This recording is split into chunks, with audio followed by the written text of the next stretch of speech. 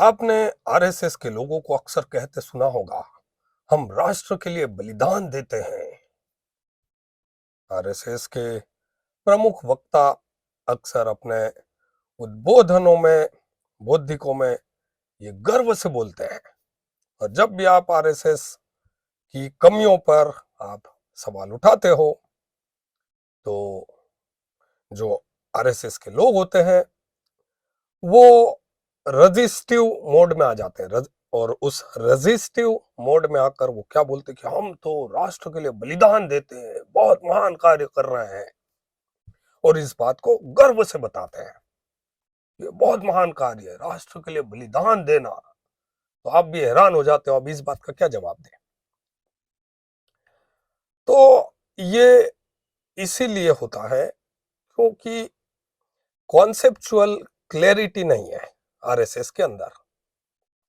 RSS के जो वक्ता हैं, प्रमुख वक्ता है, या कई सालों से आरएसएस के लिए काम कर रहे हैं और जो इस बात को गर्व से बताते हैं कि हम राष्ट्र के लिए बलिदान देते हैं, उनके अंदर कॉन्सेप्चुअल क्लैरिटी नहीं है। कॉन्सेप्चुअल क्लैरिटी कैसी? भाई, राष्ट्र के लिए बलिदान देना ज्यादा महान है, ज्यादा उचित है, या राष्ट्र के लिए बलिदान लेना ज्यादा महान या उचित है? आप खुद ही सोचिए। मुसलमान क्या करते हैं? इस्लाम के लिए जान देते हैं या इस्लाम के लिए जान लेते हैं? आप जितने भी हिंदू हैं, गैर मुस्लिम हैं, आपको किस बात से डर लगता है कि मुसलमान इस्लाम के लिए जान देते हैं या इस्लाम के लिए जान लेते हैं? आपके अंदर जो आतंक है, जो 100 करोड़ हिंदू आज आतंक के साए में जी रहे हैं, 25 करोड़ ने जो आतंक क्रिएट कर दिया है, और वो 100 करोड़ हिंदू आतंक के साए में जी रहे हैं, और ऐसा खतरनाक आतंक है कि सब बोलने से डर रहे हैं, है ना? और क्या बोलने से डर रहे हैं? भाई, एक गुंडे को गुंडा कहने से डर लगता है सबको, एक आतंकवादी को आतंकवादी कहने से डर लगता है।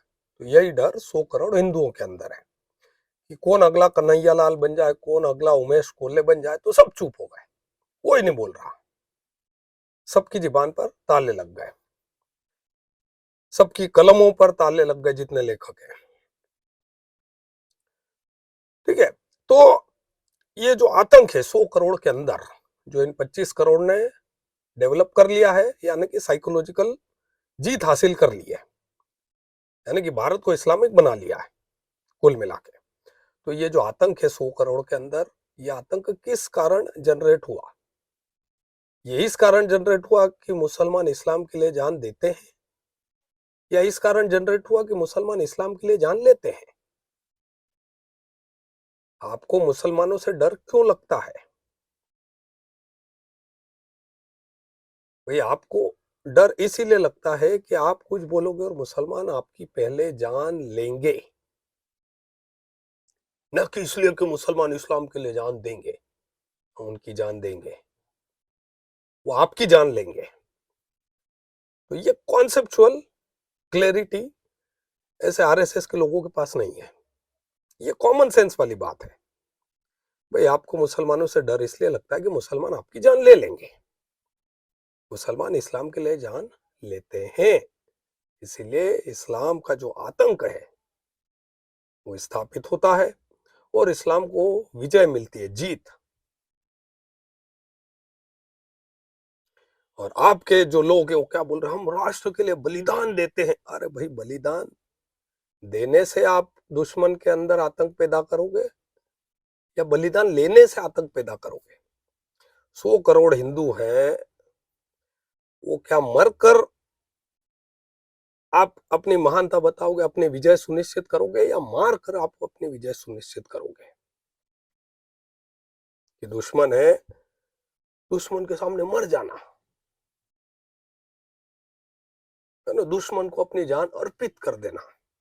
आप इस कारण इस तरह से आप विजय सुनिश्चित करोगे, या आप दुश्मन को मारकर, दुश्मन की जान लेकर आप उसके अंदर डर उत्पन्न करोगे और आप विजय सुनिश्चित करोगे? ये आपका क्या कॉन्सेप्ट, क्या है? आपके कॉन्सेप्ट क्लियर है या नहीं?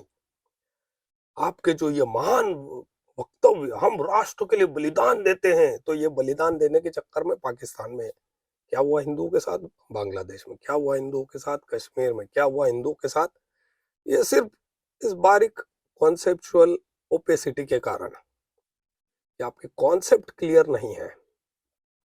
सिंपल सा कॉन्सेप्ट है, राष्ट्र के लिए बलिदान देने की बात नहीं होना चाहिए, राष्ट्र के लिए बलिदान लेने की बात होनी चाहिए। हम राष्ट्र के लिए बलिदान लेते हैं।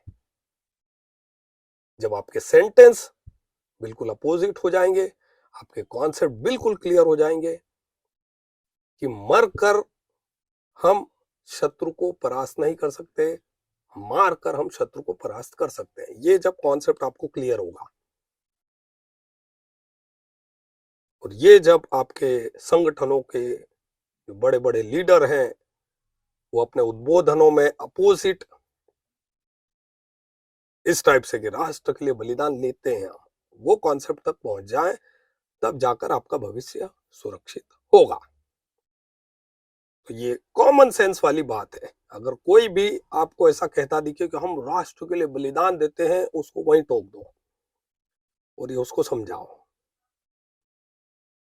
ठीक है, यही कॉन्सेप्ट उसको समझाना है, और नहीं तो ये वीडियो आप शेयर कर दो ताकि उसके कॉन्सेप्ट क्लियर हो जाए कि वो वाकई में मूर्ख है, और उसकी मूर्खता उसको नहीं समझ में आ रही क्योंकि उसको कॉन्सेप्ट क्लियर नहीं है। कॉन्सेप्ट क्लियर ये होना चाहिए कि राष्ट्र के लिए बलिदान लेना ये ज्यादा महान है, न कि राष्ट्र के लिए बलिदान देना।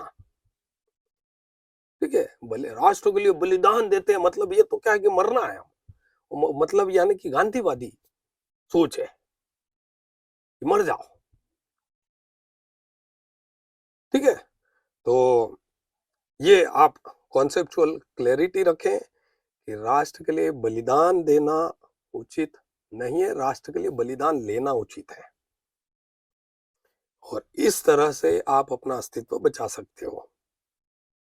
ये सामान्य सा कॉन्सेप्ट है जो आप सभी को क्लियर होना चाहिए, और जिसके क्लियर नहीं हो ये कॉन्सेप्ट उसको क्लियर करो आप ही। आपने वीडियो देखा जितने भी, उम्मीद करता हूं उनको ये कॉन्सेप्ट समझ में आया होगा कि मुसलमानों के जीतने का जो कारण है, विजय का जो कारण है, वो इसीलिए है। ठीक है, हिंदुओं के अंदर जो आतंक उत्पन्न हुआ है वो इसीलिए है कि हिंदुओं को डर है कि मुसलमान जान ले लेंगे, न कि इसलिए डर है कि मुसलमान अपनी जान दे देंगे इस्लाम के लिए। ठीक है, वो बात अलग है कि वो सुसाइड बॉम्बर बन के विस्फोट कर रहा हूँ, बात अलग है, लेकिन जो प्रमुख डर है मुसलमानों के कारण, वो ये डर है कि भाई कोई भी मुसलमान कभी मार देता है किसी भी हिंदू को। तो ये डर 100 करोड़ हिंदुओं के अंदर बैठ चुका है, और वो डर इसीलिए कि मुसलमान बलिदान लेते हैं न कि बलिदान देते हैं। तो ये कॉन्सेप्ट हिंदुओं को क्लियर नहीं है। ठीक है, तो ये जितने भी आपको आरएसएस या भाजपा के लोग और जो भी आपको कहीं देखता बोलता दिखे कि हम राष्ट्र के लिए बलिदान देते, उसको वहीं टोक दो। बड़ा भाषण चल रहा है तो भी टोक दो उसको वहीं, और उसको 2 मिनट में वहीं क्लियर करो,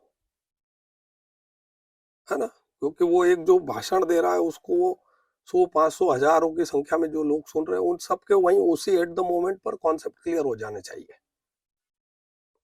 ठीक है, तो आप ये कॉन्सेप्ट वहीं क्लियर कर दो एट द मोमेंट, ताकि वो रायता फैलना वहीं उसी मोमेंट पे बंद हो जाए, और उस वक्ता के भी क्लियर हो जाए, और वो जितने भी श्रोता हैं वो भी, उनका भी दिमाग क्लियर हो जाए। और ये मैं दावा करता हूं कि वो उस वक्ता से ज्यादा आपके फैन हो जाएगी पब्लिक, क्योंकि आपके कॉन्सेप्ट क्लियर है और आप स्ट्रेट फॉरवर्ड बोल रहे हो। ठीक है, इस वीडियो में इतना ही। वीडियो पसंद आए तो वीडियो को लाइक करें, चैनल को सब्सक्राइब करें, कमेंट सेक्शन में जो मर्जी आए वो लिखे। मिलता है अगले वीडियो में।